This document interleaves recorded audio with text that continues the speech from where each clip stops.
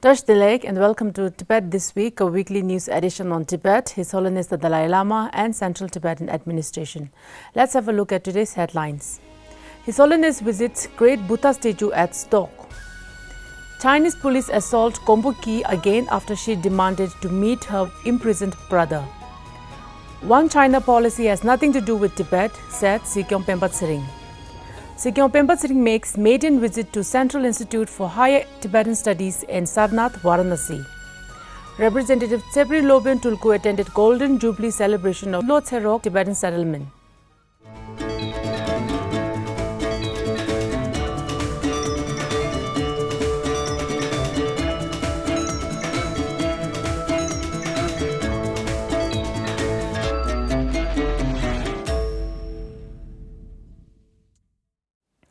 On Monday this week, His Holiness the Dalai Lama drove up to Stok village and the colossal golden Buddha statue there.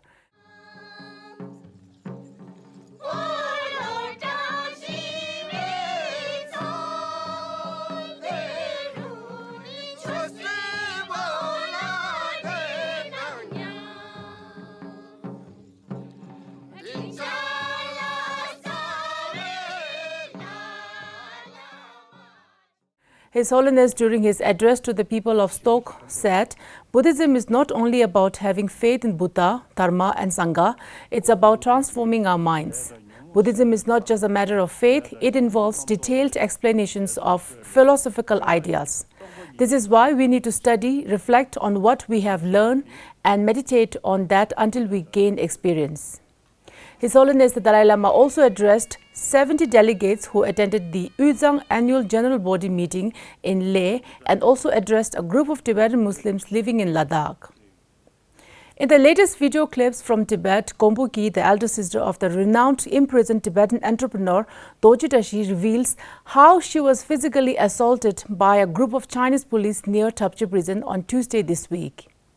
In the video, Gonpo says she approached the police station near Tibettv prison and requested the authorities' permission to meet with her brother under the provisions of the country's constitution and law. Since she had no other choices, she prostrated before the authorities and requested that the process be carried out as per the Chinese constitution. The authorities violently dragged her to the ground and charged her with violating the law of prostrating. A month earlier, on 13 July, Gonpo raised her deep concern over her brother Dorji's well-being in a video statement and demanded permission to visit him as required by Chinese law and the constitution. Dorji has been jailed in Chinese prison for over 15 years so far. He was initially arrested on 10 July 2008 on suspicion of making donations to Tibetans in exile and providing funding to Tibetan protesters in Tibet. He was sentenced to life imprisonment on 17 May 2010. On Tuesday this week, Sikyong of the Central Tibetan Administration delivered a keynote address at an event that discussed the weaponization of the One China policy at India International Center in Delhi. The event was organized by Foundation for Non-Violent Alternatives with the participation of several veteran diplomats and prominent experts from various institutions who talked on multiple aspects of the One China policy over the course of 2 days seminar.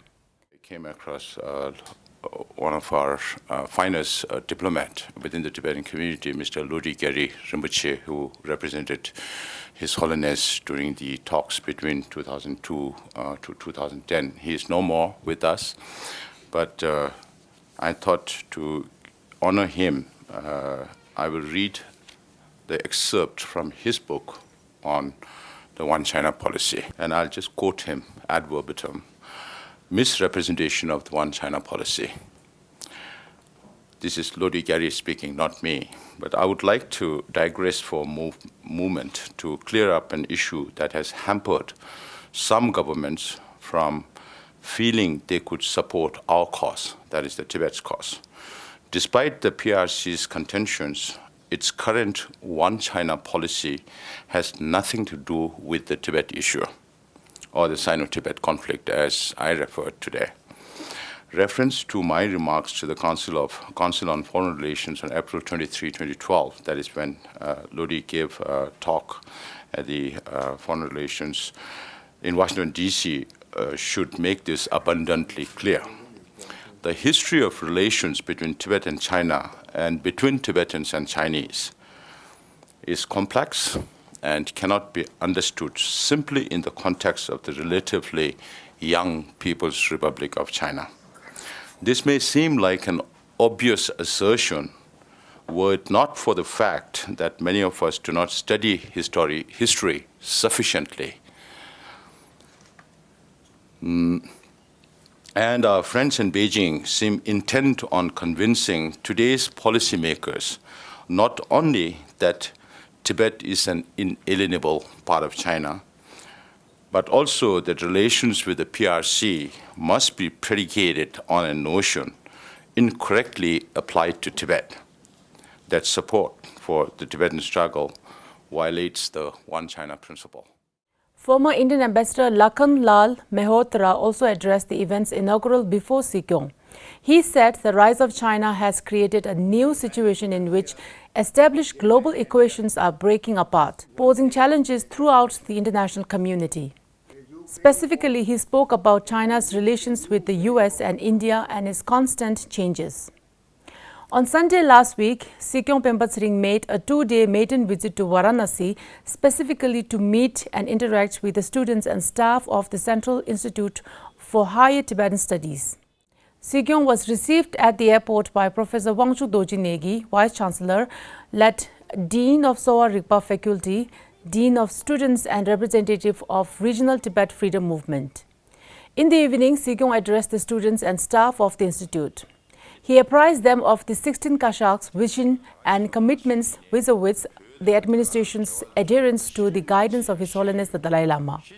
During his hour-long interaction, Sikyong repeatedly emphasized on learning and propagating Tibet's historical status while stating 3 key reasons for that. The first reason he highlighted was to proactively counter China's historical narrative of Tibet that is strategically intended to mislead the global community. The second reason he pointed out was to educate the international community of the real narrative on Tibet's sovereignty so they are not succumbed to China's pressure. The third reason Sikyong pointed out was to actively engage the involvement of young Tibetans to advocate for Tibet. On the second day of his official visit to Varanasi, Sikyong Penpa Tsering visited the Buddhist pilgrimage sites in Sarnath.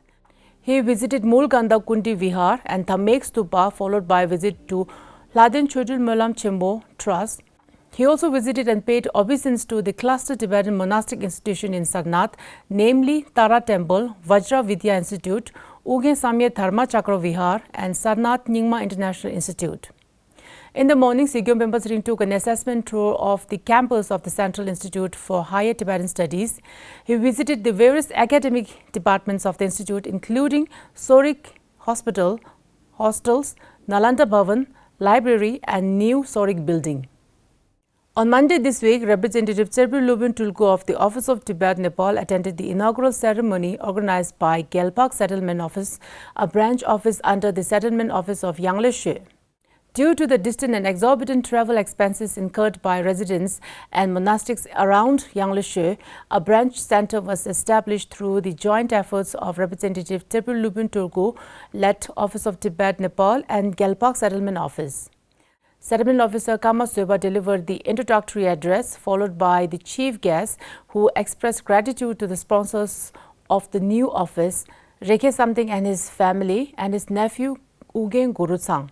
Similarly, special appreciation was acknowledged to Yangleshe Tuptop Monasteries, Jamyang Tingen Institute for constantly supporting the Tibetan residents of Yangleshe.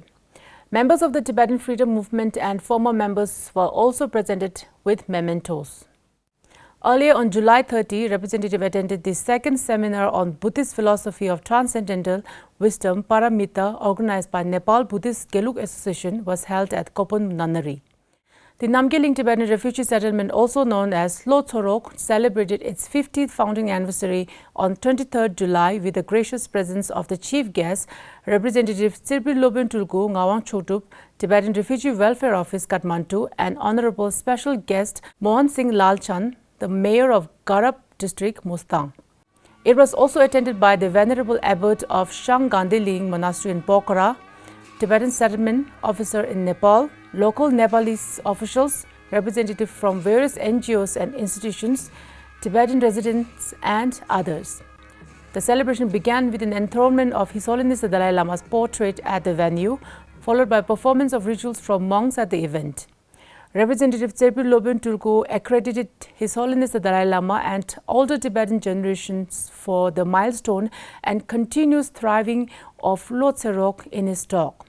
A recorded greeting message from Sikyong Penpa Tsering and Speaker Khenpo Sonam Temple was also played during the Jubilee. The Mustang-based Namgyal Tibetan refugee settlement was established in 1972 with the generous support of Swedish NGO IAM and directions from the Department of Home Central Tibetan Administration. That is all the news for this week's edition of Tibet This Week. Thank you for watching Tibet TV.